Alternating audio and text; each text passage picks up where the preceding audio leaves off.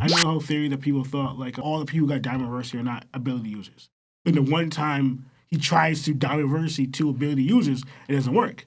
So people might think, oh, we're right. But, like, going off what Emo just said, he's implying there's something more to why that didn't work between these specific two than them being ability users. But I just thought it's funny that it happened, though. Like Rocinante's words about the D-Clan being this natural counter, I'm like, if we're going back to Devil Fruits, it's a Nell, and that would be the foreshadowing there. So I am curious to know what the answer is. Right now, a lot of the community is going towards Devil Fruits. I don't want it to be that simple. I think it should be something more specific to the Nidhogg and the Nika fruit. What that is exactly, I don't know. Again, maybe it's just awakened fruits. Maybe it's these two fruits specifically because they have some origin tied to whatever Emu has going on. So I started thinking, what if the ice can't simply be broken because it has some special property? Ragnir, Loki's hammer, has been passed down since the time of the ancient warrior god. Weapons in One Piece often gain unique properties through battle, like swords turning black, giving them an edge over others. What if Ragnir has something similar we don't know yet? Here's where my theory gets deeper. What if it wasn't a Devil Fruit user who originally froze the Galila band of giants from Elbaf, but a previous wielder of Ragnir during the Void Century? I'm going to jump to what Emo was saying, but this actually goes into what I was thinking before. So I don't know how we thought about her, if we liked it or not, but like, and it also explains why the big hitters who are stronger than Luffy, stronger than Loki, Rocks, Whitebeard, Big Mom, Kaido, and Roger and Garp, all their attacks didn't hurt Emu.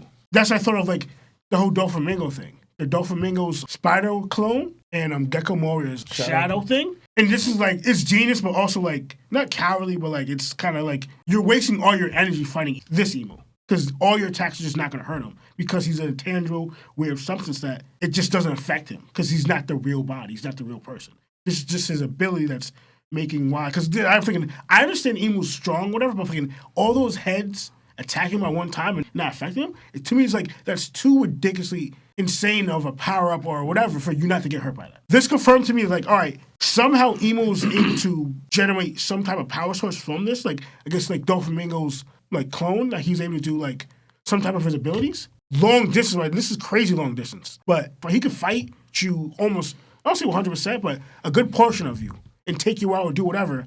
Yet he won't get the damage effects because his physical body's not there. This, to me, I wasn't sure, but seeing this chapter, this confirmed that Emo was able to take part of himself and transfer some of his power and utilize it in a fight, but still won't get affected by the damage because his person's not actually there. This right here in the later panel confirmed it for me. We see Emu kind of unleashing himself, similar to how he looked with Saturn at that time in God Valley, to try and Domi Reversi Luffy and Loki.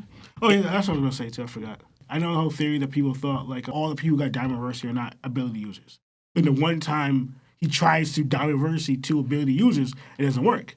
So people might think, oh, we're right. But, like, going off what Emo just said, he's implying there's something more to why that didn't work between these specific two than them being ability users. But I just thought it's funny that it happened, though. Like, the first time we see somebody get Domi Reversi try to, and their ability users didn't work. No, yeah, actually, I was going to bring that up because I know, like I said, people think about ability-wise, but also, too, I think it's more like, that's just what Emo says, as expected. Because, like, if he knew, oh, these abilities don't work already, it's like, you wouldn't have tried or whatever. It's like, but also, too, because I'm thinking, all right, we know Domi Reversi is also different from the Covenants, but they're both Emu's power and they come from Emu. If they both don't collect that much, but we have Sommers, who's an ability user, but he's also under the Covenant with Emu. So it's like, if they didn't mash up that much, why would the Covenant work, but not Domi Reversi? But that's how I thought so too, but I thought, like, the difference is because, I don't like using it, but, like, they're, like, giving their souls in a way to Emo. They're making a contract. It's like, again, I don't want to say it's like selling your soul to the devil. That's what pretty much they're doing. It's different. Well,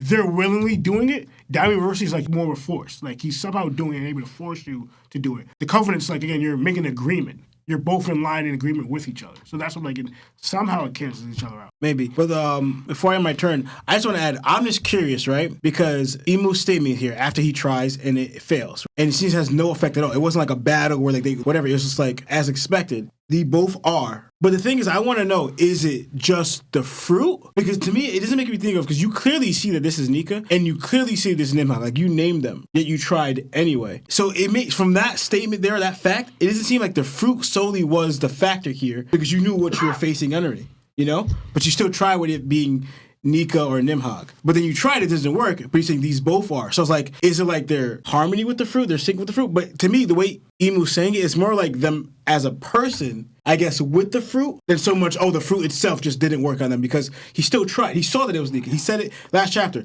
This battle is going to divide the worlds between us. But you still try to do it, and as expected, it's like, unless you're just trying anyway. But to me, it's like no, something about them. Because also too, I go back to that statement when he goes into like when he talked about Davy and Joy Boy. He says people of their like will not come again. So now, to me, that also tells that there's 3 big enemies from Imu. Like in that category, I guess, like Joy Boy, Davy, and I guess Nimhog. You could add Ragnir, but I feel like that's kind of in conjunction with Nimhog. But those are, I guess, Imu's people like that, or inherited wills like that, are Imu's biggest ops, so to speak. Because those are the ones he's, I guess, looks out for the most. Because we got named Joy Boy and Davy. We know that Joy Boy had the Nika fruit, right? And then Davy's his own beast and monster for Imu. But we know Nimhog was something else. Okay, so Lawrence talked about it a bit already. What is the reason Domi Reversi didn't work on Luffy and Loki? So I try to use a process of elimination to determine what the reason is, because it's not Conqueror's Haki, because it worked on rocks. It's not being a D-Clan member, because it worked on rocks. I think you can debunk the homeland theory thing, because it didn't work on Loki here. Oh, thank God. Because obviously rocks is homeland. Thank God. Whatever. It didn't work on Loki here. So right now, the leading case, I think that everybody has kind of gravitated towards, and the online community is saying, is that because they have Devil Fruits. I don't think it's that simple. I think Lawrence is saying that as well. Like, it shouldn't be, because Imu seemingly had the ability to use this for a very long time. Mm-hmm. You've never tried to use it on Devil Fruit user, and like this will be the first. Is you confirming that it doesn't do that? Yeah, that makes no sense. Like, he shouldn't have. In my opinion, he wouldn't have tried to do it at all if that was the case. Now, beyond that, I think maybe there's a thought process around awakened Devil Fruit users. I thought that too. Because if you can use it on Devil Fruit users, but it's like, okay, they're awakened as expected because he's using the Nika fruit now, whatever. I didn't like that either, but it's the only real answer, because people have brought up, and people super chat, I think it was Xavier O'Dilly earlier, talked about Jobber's statement about the devil inside the person not being able to mesh with the Domi Reversi devil trying to take over the body. And Oda's like put that out there so long ago. I don't know if it's going to be reiterated as the thing, as the reason, because even then it was like dismissed as like rumors or just hearsay or whatever. Maybe it's the case, but like I don't think it's that simple. Like, it shouldn't be that simple. I was talking to one of our mods, Chris, after reading the chapter, and we were talking about maybe it's these 2 fruits specifically, but I don't know if I like that either. Because why are these fruits specifically countering what seemingly is a devil fruit for Imu? Like, why would that be the case? Like, unless they were dreamed up or imagined up or wished for as a direct result of Imu's fruit. This fruit that Imu's utilizing is dominating the world, and I'm dreaming of something to counter it specifically. That would be the one like potential tie-in. You know what I mean? I like that only because it kind like if you look at the Enel thing, it like foreshadowed it. Right. Like the Luffy's natural the enemy. direct natural enemy direct counter to Enel. Again, Enel foreshadowed, just like Doflamingo, Imu. How this ability, Luffy's actual ability, real ability, is the direct counter to Imu's. I do I do like that. Yeah, I had that next. I had that and Rocinante's words about the D-Clan being this natural counter. I'm like, if we're going back to Devil Fruits, it's Enel, and that would be the foreshadowing there. So I am curious to know what the answer is. Right now, a lot of the community is going towards Devil Fruits. I don't want it to be that simple. I think it should be something more specific to the Nidhogg and the Nika fruit. What that is exactly, I don't know.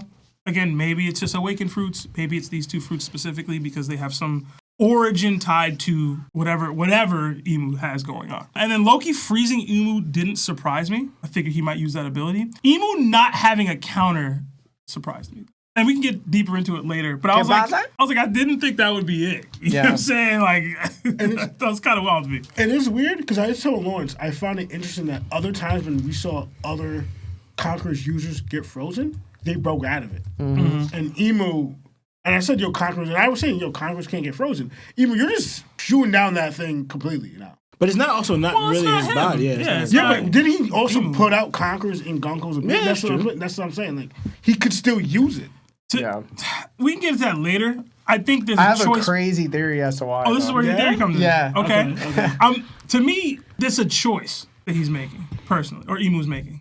Also, I think for a lot of the frozen parts, I think they kind of protect themselves. Like what he said on Marineford War, did the ice sort of reach like inside? I kind of feel like they do something with their hockey that prevent it from the ice only being surface level and then just breaking out of it. Where Emu, he's looking like freaking Kaido out here, just letting himself get attacked. So Emu and Domi Reversi being used on Luffy and Loki and why it didn't work, I kind of have a few theories. And just to be clear, this isn't Rock's downscale. Domi Reversi did work on him. I know some are quick to say Luffy and Loki must be stronger than they appear because of this, but I don't think that's the case. Theory 1. Domi Reversi didn't work on Luffy because he has a sun god devil fruit. And Loki might have a god class devil fruit as well. That seems like the most obvious explanation. Theory 2. Domi Reversi might not work on Zoan type devil fruit users. Zoan fruits are said to have a will of their own, which we've seen with the demon guards in Impel Down that were taken over by their Zoan abilities. If the fruit has its own will and the user has theirs, Domi Reversi may only override one of the wills, but not both of them. So Emu would technically have to override both at the same time. It's kind of like how Naruto has the Kyuubi. And you can't put Naruto under a Genjutsu because the Kyuubi would just use his chakra to knock him out of the Genjutsu. The same way Killer Bee did with Sasuke. The third theory, perhaps Domi Reversi doesn't work on devil fruit users in general. This isn't interesting, but seems less likely to me because it would explain why Rocks, the Davy clan at God Valley, Brogy and Dory, and the Elbaf Giants, all non-devil fruit users were successfully affected. Theory 4, if Zoan devil fruits resist Domi Reversi, could that mean Paramecia and Logia users are vulnerable? I can't imagine Emu, someone with vast knowledge and centuries of experience, would create Domi Reversi only to discover it doesn't affect devil fruit users. The fact that it was tested on Luffy and Loki suggests it works on Zoan devil fruits. And since Zoan's scale and strength from regular, ancient, mythical, it makes sense that the mythical Zoans like Chopper might also resist it. Chopper's resistance could also hint at him being a god class fruit, meaning Emu is running into multiple devil fruits that counter Domi Reversi's effects. But this is where it gets kind of interesting, and I'm kind of confused, because like Lionel said, Loki puts Emu under ice, but for some reason, Emu doesn't break free. I mean, Emu should be able to with Haki, since Nibelheim is just a devil fruit ability. We've seen Emu's Conqueror's Haki in action, so it's entirely plausible that they could just shatter the ice, yet nothing. Emu stays stuck. I know Haki can negate devil fruit abilities. I've seen Aokiji freeze Garp, and he shattered it with Haki. So theoretically, Emu could do the same to Loki's ice. Some might argue Loki's Haki is stronger than Emu's, but that doesn't fit from what we know so far, so please don't glaze him that hard. So I started thinking, what if the ice can't simply be broken because it has some special property? Ragnir, Loki's hammer, has been passed down since the time of the ancient warrior god. Weapons in One Piece often gain unique properties through battle, like swords turning black, giving them an edge over others. What if Ragnir has something similar we don't know yet? Here's where my theory gets deeper. What if it wasn't a devil fruit user who originally froze the Galila band of giants from Elbaf, but a previous wielder of Ragnir during the Void Century? Herald-in-Chief Yarul never specified the time period of the giant shipwright band, but it lines up with the Void Century. The ancient shipwrights of Water 7 built Pluton, and Frankie noted that no human could build a ship on that scale. The Galila band were hardy giant shipwrights who wielded hammers themselves, but maybe the previous Ragnir user was one of them, helping construct Pluton. What if the Ancient Alliance won the Great War? This previous Ragnir wielder took precautions, much like Joy Boy leaving Noah for the Fishman, or Nefertari Lily recording the truth of the Void Centuries on poneglyphs. Perhaps they froze their allies to preserve them for the future. Maybe the reason it's tied down to Frankie's point, the only way to fight Pluton is with another Pluton. So preserving the blueprints was a defense, and maybe freezing the giants was part in the plan. This could explain why Emu can't easily break out of the ice, just like the Galila band couldn't. The ice might have a special, almost ancient weapon level property built into it through Ragnir. Well, I definitely think that the hammer was used to freeze the Gallia people. In terms of the property inside it that's causing that, I don't have any pushback. I don't have any like what does that mean? Like I go back to the rune thing that you talked about when we first started Elbaf. Like, is there a rune technology that's inside of the hammer that's also allowing it to create this kind of magical prism for people? I do like that it being passed down for that reasoning. Oh, so real quick, I'm trying to put together your theory. What you're saying is that we're gonna get the Gallia giants unfrozen, and they're gonna build Pluton. Yeah, so the three ancient weapons are supposed to play a part in the world that, this big war, most likely, right? Mm-hmm. Pluton's going to be released from Wano. And because Nefertari Lily left precautions that the poneglyphs have the One Piece knowledge. And they left Pluton in the security of the same people who built the poneglyphs. So Pluton is meant to like help out in the future. The Poseidon, you know, she had to be born in order to help Joy Boy because they have a relationship. One can't exist without the other, like Queen Orihime said. So I think because the Galley Law Giants are somewhat connected to Joy Boy and they worship Sun God Nika, they most likely had an alliance with Joy Boy. Therefore, somebody had the ability to wield Ragnir at that point and froze the Galley Law Giants because they're technically probably the only people that could have built another Pluton since no humans could build it, from what Frankie said. And the only way you could fight Pluton, it's not with Uranus and it's not with Poseidon. It was only with another Pluton. So I think whatever previous giant that was capable of wielding Ragnir froze the Galley Law Giants instead of somebody with the chill fruit that Aokiji had from the distant past. Because that would involve like some type of connection with a previous random Devil Fruit user. Meanwhile, these guys are hammer wielders. So I guess my question would be, you said the previous wielder of the hammer, and maybe I'm misunderstanding the original lore here. To my understanding, it was only this Elbaf god that's had the hammer, and now Loki. Or you're saying like there is another person, some other king in the history that's been able to wield it? They never said that it was like, from what I remember, they never said it was like thousands of years. It could easily just tie back to the Void Century. It could have been at any point. It just can't be within like the past like 300 years. Like it most likely had to be during Joy Boy's era.